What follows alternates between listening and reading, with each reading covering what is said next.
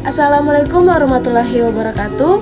Saya Dwi Puspitasari dengan NIM A111211038. Dalam video kali ini saya akan menjelaskan apa sih evaluasi layanan perpustakaan.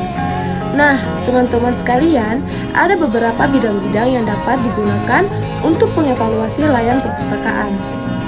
Bidang-bidang tersebut mencakup evaluasi anggaran, evaluasi koleksi, evaluasi gedung dan fasilitas, evaluasi keterjangkauan dan ketersediaan, evaluasi pemeliharaan dan pelestarian, evaluasi keterpakaian koleksi, evaluasi mutu dan layanan perpustakaan. Yang pertama, ada evaluasi anggaran.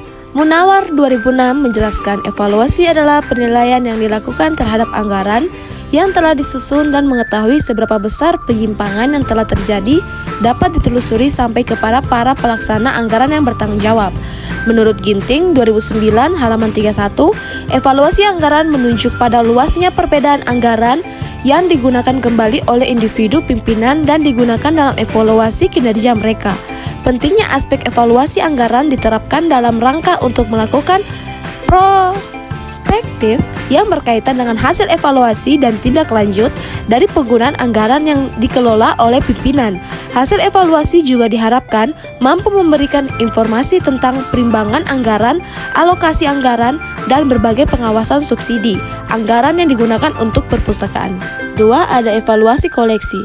Perpustakaan melakukan evaluasi koleksi dengan tujuan untuk mengembangkan program pengadaan yang cerdas dan realistis berdasarkan pada data koleksi yang sudah ada, untuk menjadi bahan pertimbangan pengajuan anggaran pengadaan koleksi berikutnya, untuk menambah pengetahuan staf pengembangan koleksi terhadap keadaan koleksi, survei untuk mendapatkan data persepsi perpustaka tentang kecukupan koleksi baik secara kualitatif maupun kuantitatif, merupakan salah satu data yang sangat berguna dalam program evaluasi koleksi. Yang ketiga, ada evaluasi gedung dan fasilitas. Gedung atau ruang perpustakaan merupakan tempat khusus yang dirancang sesuai dengan fungsi perpustakaan sehingga berbeda dengan perancangan gedung atau ruang perkantoran pada umumnya.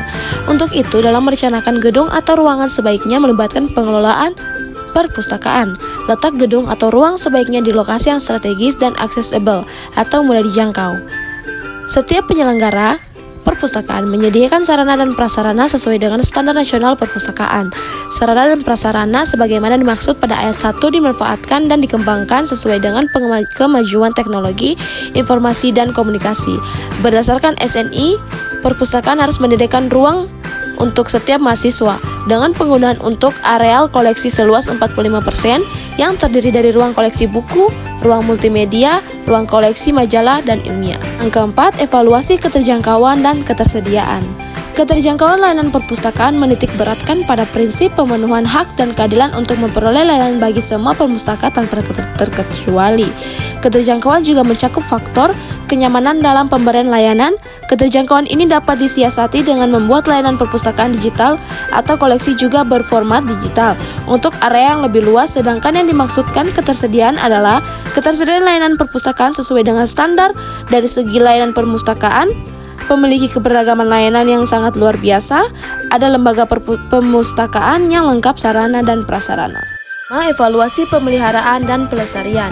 Pengertian pelestarian bahan pustaka yang dikemukakan oleh International of Federation Library Association (IFLA) dan ditetapkan sebagai pedoman pelestarian oleh Perpustakaan Nasional Republik Indonesia mencakup beberapa aspek, yaitu semua aspek usaha untuk melestarikan bahan-bahan, cara-cara untuk pengelolaan keuangan, sumber daya manusia, pelaksanaannya, metode dan teknik penyimpanan bahan pustaka.